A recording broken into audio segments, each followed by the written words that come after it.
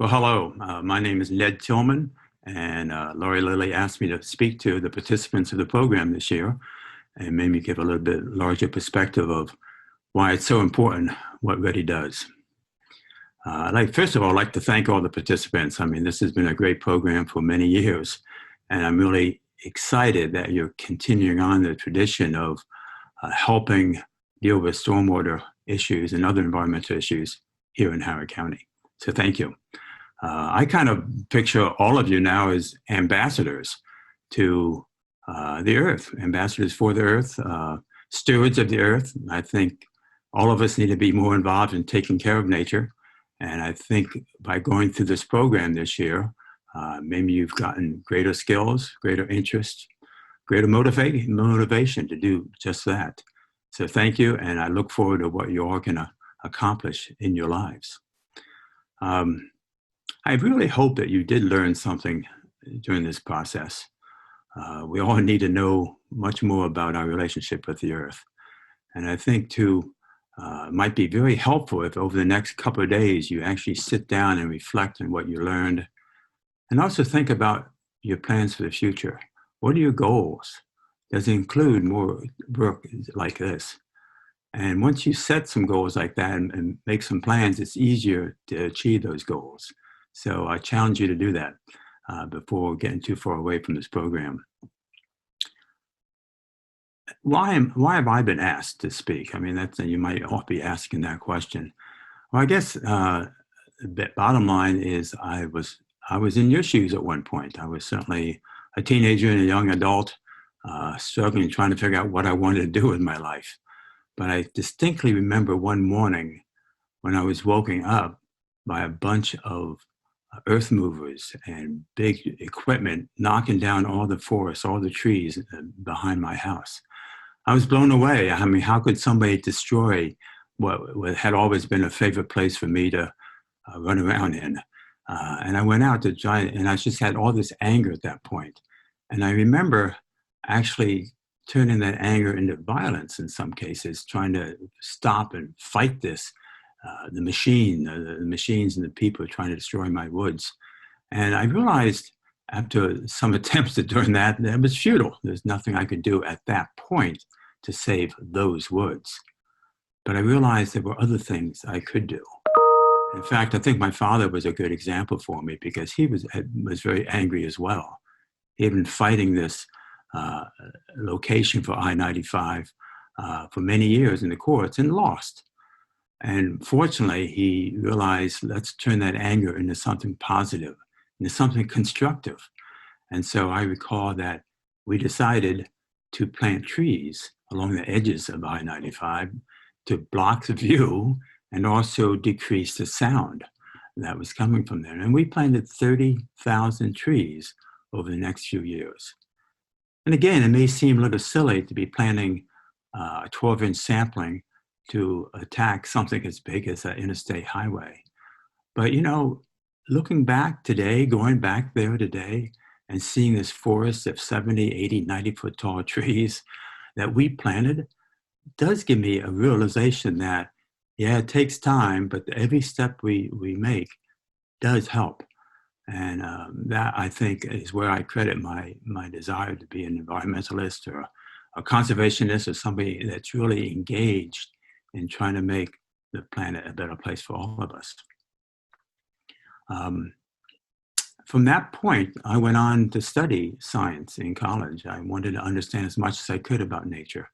I became an earth scientist and an environmental scientist, and I spent the next 30, 40 years cleaning up the messes that previous generations had made. And even though it may not look like it, a lot was accomplished in the last 50 years. These cultural changes take 50 years. And I thought that each job I did, even though it may seem like a minor job, contributed to this change. You know, we now have a series of laws and regulations and enforcement acts to go out there and help us change how we treat nature. And guess what? Things have changed dramatically. Things are much better off today than they were 50 years ago. We've changed the culture of this country. When I was a kid, there was no recycling. we just dumped oil and pesticides and insecticides just in the ground to get rid of them. Now, most of us wouldn't think of doing that. So things have changed dramatically, and corporate America has really cleaned up its act. So never forget that a lot of work has done to prepare us at this point for some of the challenges we face. And we do face some real challenges going forward. After college, I worked at a number of places. I worked at Hopkins Applied Physics Lab and other places. I had my own company, and we did about 4,000 projects around the country, cleaning up the messes that had been made. And from that work, I realized that I had gained a fair bit of knowledge about how people interact with nature and what we needed to do. And so I started looking at the county level to see how I could help locally. It's fine fixing things up in Missouri or Hawaii, but how about Howard County? And so I raised my hand. I volunteered to serve on some things. In fact, Senator Clark asked me to serve in the Howard County Conservancy. And then I was, appointed to serve in the Sustainability Board, help different organizations locally develop their sustainability plans, worked with the school systems and the college and CA and the county and Baltimore City. So it was all these different opportunities open to me when I raised my hand and said, look, I know something about this relationship between man and nature, and I can share some of that knowledge, maybe help make us all a little bit more sustainable. And I think have come a long ways in the last 10 years, just in how we look at the earth and how we want to sustain some practices, and we want to develop more regenerative practices to make the earth even better. But again, it comes from developing a knowledge base, having the curiosity and the enthusiasm to make a difference, and stepping up when your name is called, and helping out others who may not have as much knowledge. I remember when a couple of county executives were running for office, and I looked at the web pages and they didn't mention environment at all. Kind of surprising. So I wrote a letter and sent it to both of them saying, these are 10 issues I'd like to see you accomplish in your term. And many of those things have been addressed now. So never underestimate your potential impacts, and always jump in when you're needed. A thing I learned in this whole process is that we can change people's behaviors. We can inspire people to think differently. We can be role models. And by changing people's behaviors, you start changing corporate behaviors and community behaviors.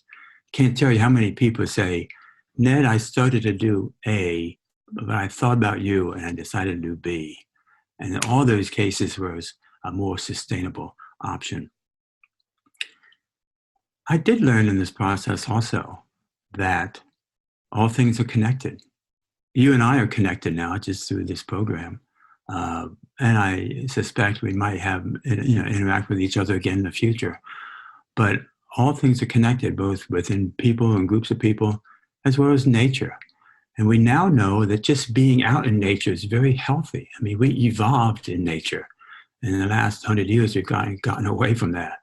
But the data always shows that by being out in nature 30 minutes a day, our immune systems are much better off. And we become happier and healthier. We become more creative, more productive. And so this is the message we've got to get out to more people. I know during the pandemic, a lot of people are getting outside, which is great. But we have to keep people doing that for their own health and for the health of society, because we need to understand the importance of nature so we take care of it even better than we have in the past. Of course, the big canary right now is the big elephant is climate change. All of us are so focused on COVID and on social justice issues. Sometimes we forget that, and they're all connected very intimately, and they're related. And I want you to think about that, because they really are. And so I think we have to always go back to what's the biggest challenge here, and we have to learn how to live with nature better. Because climate change is going to continue to impact you over and over again throughout your lives. We'll probably have more coronaviruses in the future too, because we keep destroying habitat and we put more and more people and animals in a smaller and smaller place. So we can see these viruses jump again, but we need to get better prepared. We need to understand the science, and we need to understand, again, how we reduce that impacts on the earth. And so climate change will hit us in many ways, with more pandemics probably, certainly with more flooding, more fires, more food insecurity, more migration.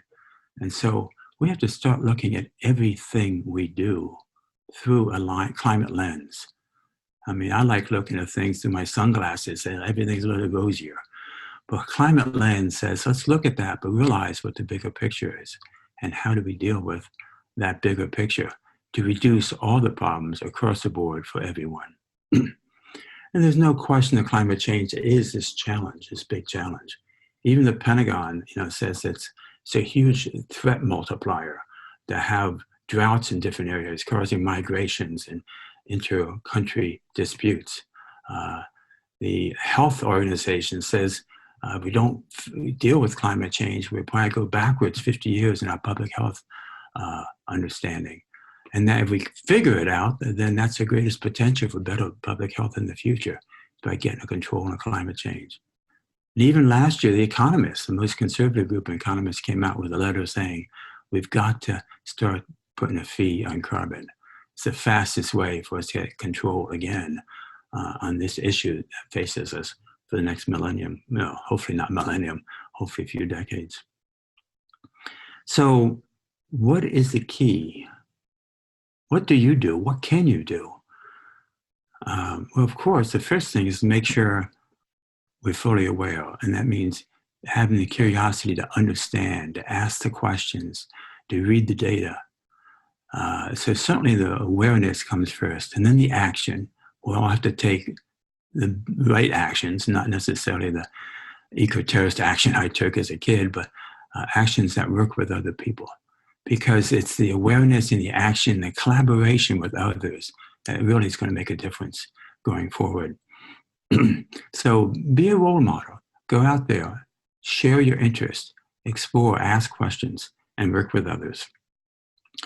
One of the things I did besides serving on all these different groups and advising other groups was to write 3 books. You're going to get one of them today. 2 were basically information about how man and nature, the history of man and nature in this area and across the country, what we've done, the good and the bad.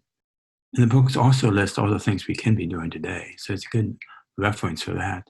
And the 3rd book is a fictional book, which hopefully is inspirational and will get more and more people inspired to take care of the earth. But again, it's a way of communicating. Writing op-eds is a good way of communicating. Working with social media and your friends is a good way of communicating. But develop the knowledge, take action, and communicate. So there's a lot going on. We've done a lot, and we've got a lot more to do. But every day I see corporate America stepping forward and switching over to clean energy, making pledges to be more sustainable. I'm not saying all companies do this. I'm not saying it's all successful, but the commitment is there. And you know why? Because corporate America senses that its customers, you and me, care about these issues. It's amazing how many people I hear about, corporations I hear about that are concerned about attracting millennials for jobs. And they realize the millennials do care about a more sustainable future. And so the corporations are trying to be responsive to that interest, that demand. And that's exactly what it is.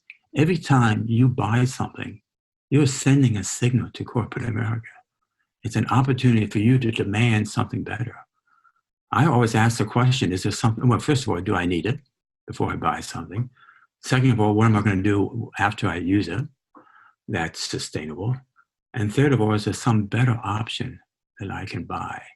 What other corporation can I support that's doing a better job at things? So we can demand a better future, both politically and through business. So that's something really to keep that in mind. And I really believe that, your contributions, the major contributions you're going to make in life are not the ones you did this summer, but ones you will do, which are based on what you learned this summer. The future, all of us grew up in trying times. There's always challenges. But it's a question about how resilient we become. What do we learn from those trying times that we grew up in?